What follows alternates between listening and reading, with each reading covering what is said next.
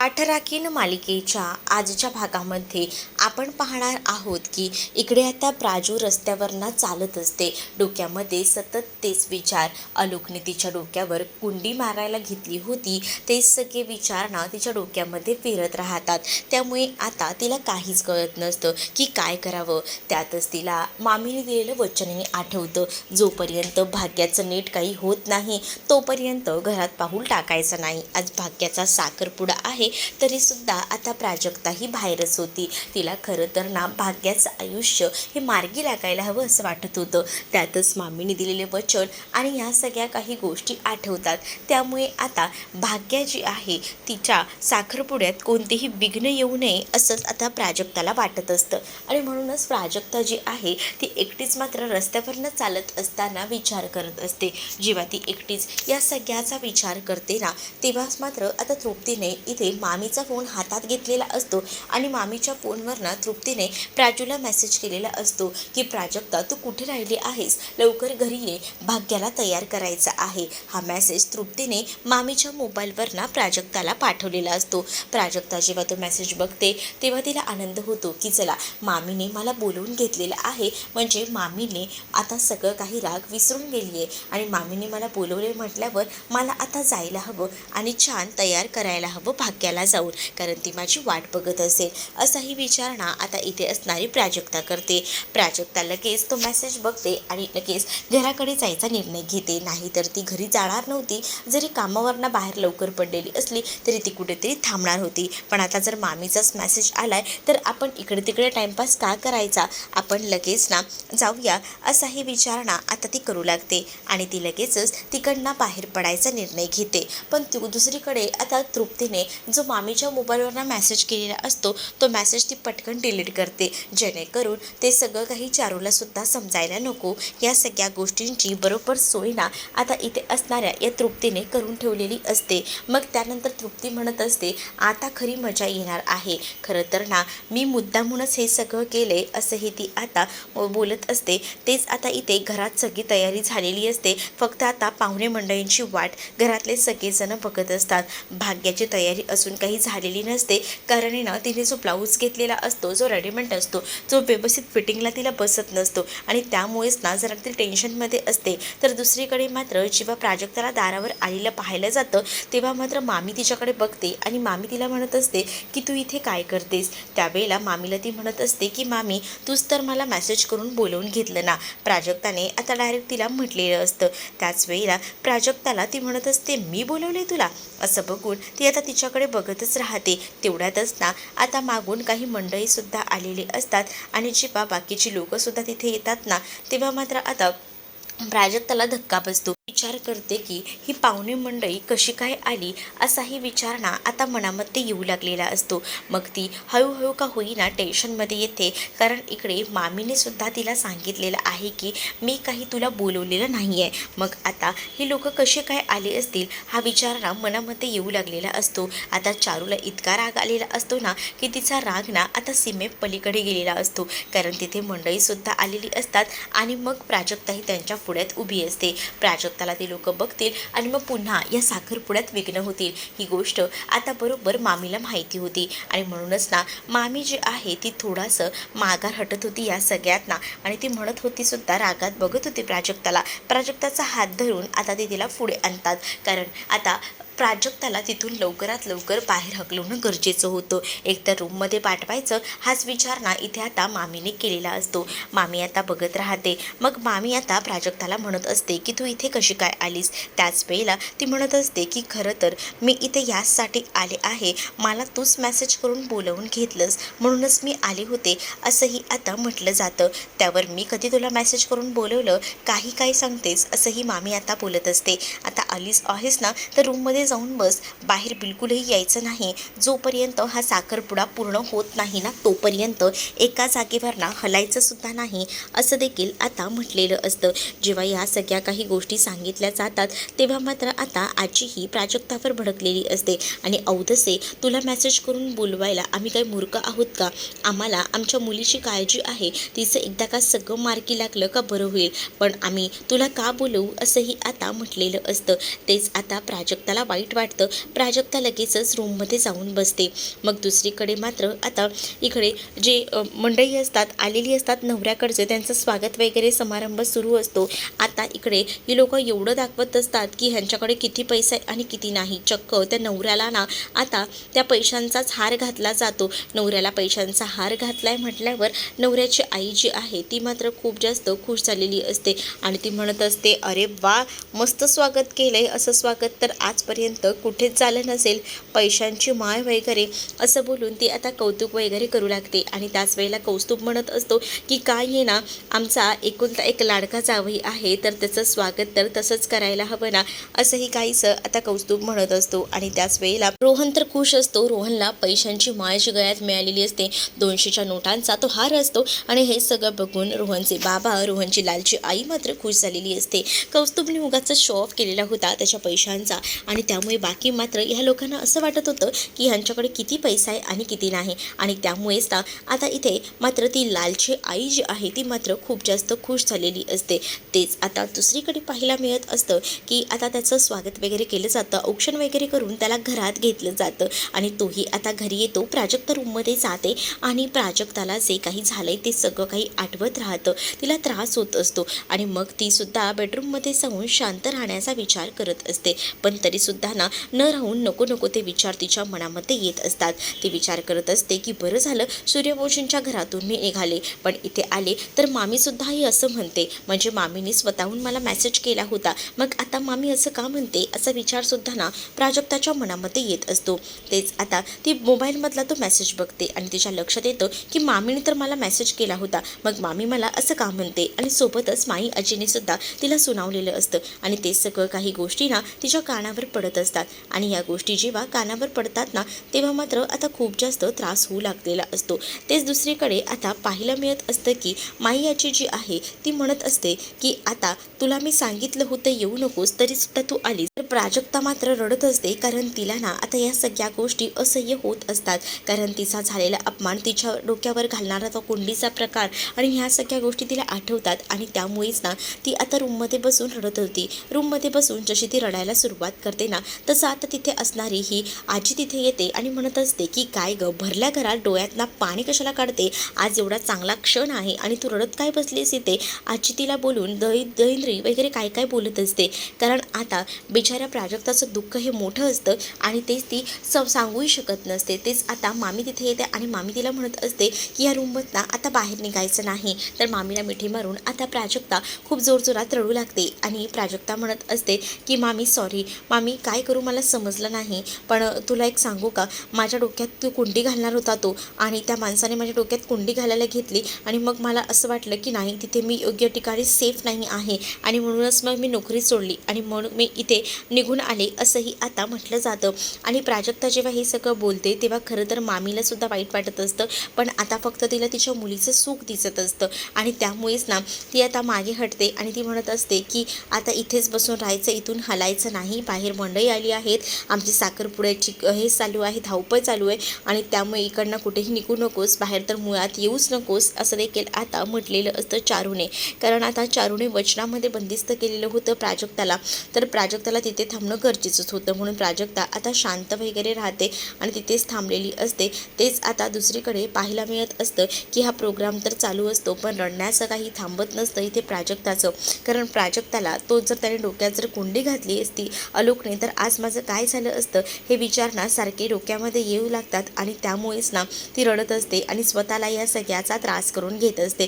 तेवढ्यातच तिकडे आता तृप्ती आलेली असते आणि तृप्ती म्हणते की हे काय तू इथे रडत काय बसलीस, अगं तुला माहिती आहे का भाग्याची अजून काहीच तयारी झाली नाही आहे, चल ना भाग्याला छान तयार कर, नाही तर भाग्याचं काय होईल. इकडे आता आलोक जो आहे त्याला खूप जास्त राग आलेला असतो, कारण त्याचा माउथ ऑर्गन जो आहे तो प्राजक्ताने चोरलेला असतो आणि त्यामुळेच त्याची खूप जास्त चिडचिड होत असते की आपल्या रूममध्ये येऊन चोरी वगैरे करणं, या सगळ्या काही गोष्टी त्याला आता आठवत राहतात आणि त्यामुळेच त्याची रूम जी पूर्ण अस्ताव्यस्त झालेली असते ती रूम ती सगळी व्यवस्थितपणे तो लाईनवर लावतो आणि जी चादर विस्कटलेली असते ती सुद्धा व्यवस्थित लावून ठेवतो. समोर आता चित्र असतं आणि ते प्राजक्ताचं चित्र खरं तर त्यांनी काढायला घेतलेलं असतं. अर्धं स्केच त्याचं काढून झालेलं असतं आणि पूर्ण बाकी असतं. म्हणजे डोळ्यांवरनं तर स्पष्ट दिसत असतं की ते प्राजक्ताचं स्केच आहे. आणि जेव्हा तो तिचे डोळे बघतो आणि तेव्हा ना त्याच्या लक्षात येतं की ही मुलगी आणि ती मुलगी अगदीच ना सारखी आहे. आणि मग तो आता ठरवतो की नाही, ही मुलगी आपल्या नजरेसमोरही नको आहे. आणि त्यामुळे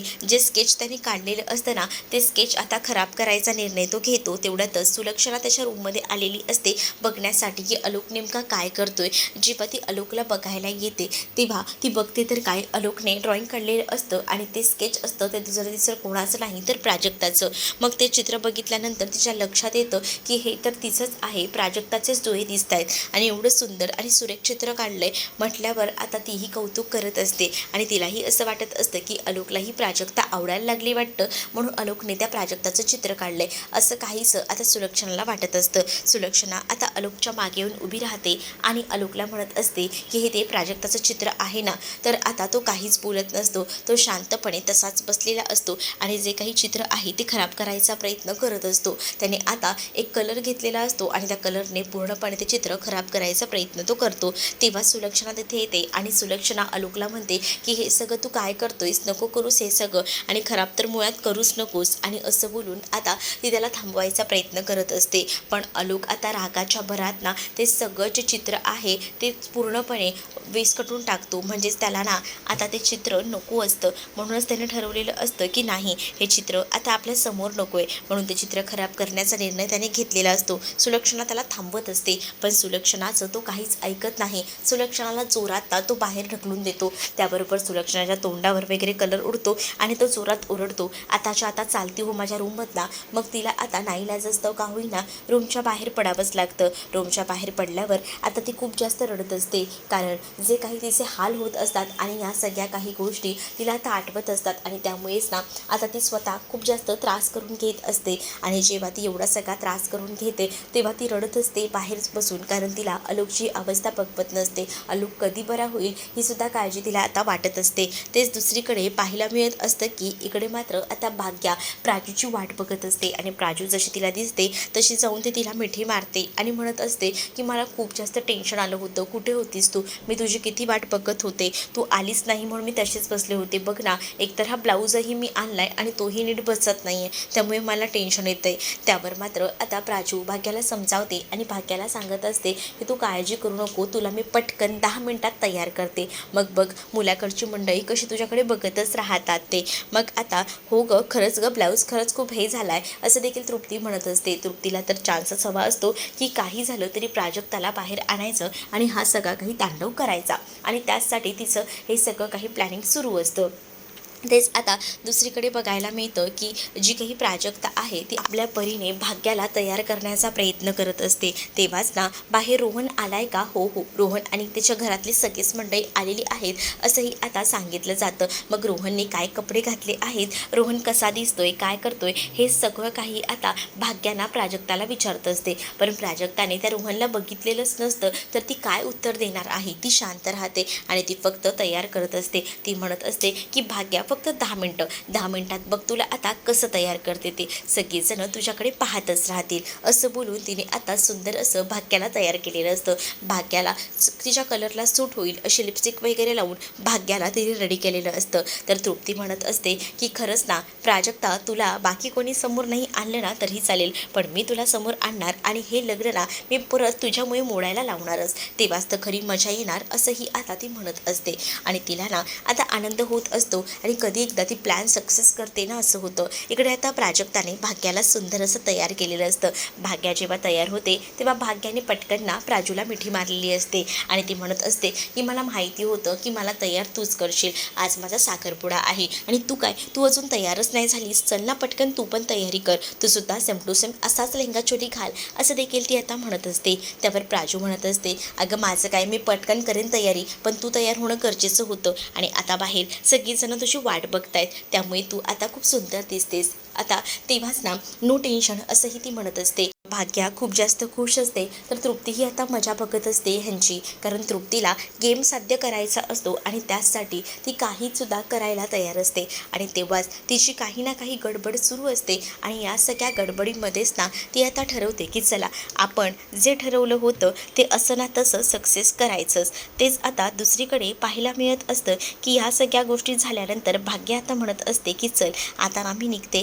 कारण सगळीजणं बाहेर माझी वाट बघत असतील ना. मग आता तिने तयारी वगैरे केलेली असते आणि जेव्हा ती तयारी वगैरे करते ना, तेव्हा तिला सांगितलं जातं की तू खूपच सुंदर दिसतेस. पण त्यावेळेला राजू भाग्याची नजर वगैरे काढते आणि भाग्याला म्हणत असते की चल, आता तू छान तयार तर झाली आहेस, आता बाहेर जे आमचे रोहन भाऊजी आहेत ना ते सुद्धा फ्लॅट होतील. मग आता तृप्ती जी आहे ती बाहेर भाग्याला घेऊन जाते. प्राजक्ता रूममध्येच थांबते, कारण प्राजक्ताला रूममध्येच थांबायला सांगितलेलं असतं. तिला कुठेही बाहेर पडायचं नाही ही सुद्धा स्ट्रिक्ट वॉर्निंग दिलेली असते आणि त्यामुळेच ती रूममध्येच थांबते. आणि ती म्हणत असते की प्राजू सॉरी, पण आता मला तुझ्यासोबत नाही येता येणार, कारण तसं मी वचन देऊन बसलेली आहे आणि त्यामुळेच मला काहीही करता येणार नाही, असंही ती म्हणत असते.